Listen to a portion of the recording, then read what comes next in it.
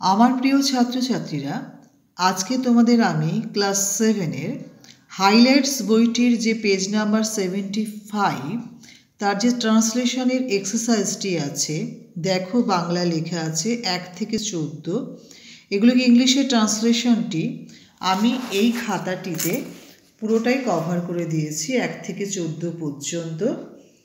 তোমরা note down করে নাও, আমার সাথে সাথে মুখস্থ করে নাও, যেটা তোমাদের সুবিধা হবে। আমি বাংলাটা আর বলছি না, পুরো ইংলিশটা বলে দিচ্ছি, তোমরা ভালো করে বুঝে বুঝে লিখে নাও। আচ্ছা, নাম্বার 1-এ আছে the boys were going to the field. Bangla যেটা আছে তার ট্রান্সলেশন আমি করে দিয়েছি। Number 2, where were you going. Number 3, the girl was not dancing then. Number 4, were they singing? Number 5, were you sleeping?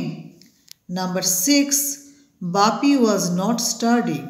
Number 7, mother was reading a book. Number 8, the birds were flying. Number 9, why were the children crying? Number 10, was he not drawing the picture? এটা একটা interrogative sign বসিয়ে নেবে।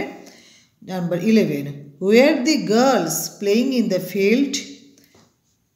12, the school was going on then. 13 হচ্ছে the lamp was not burning.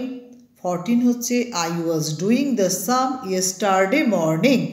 Thank you for watching this video. যদি ভিডিওটি তোমাদের উপকারে আসে প্লিজ লাইক করো, সাবস্ক্রাইব করো, যাতে আমার আপলোড করা ভিডিওগুলো তোমাদের মোবাইলে তাড়াতাড়ি চলে যায় এবং তোমরা পড়াশোনাগুলো ভালো করে করতে পারো। Thank you.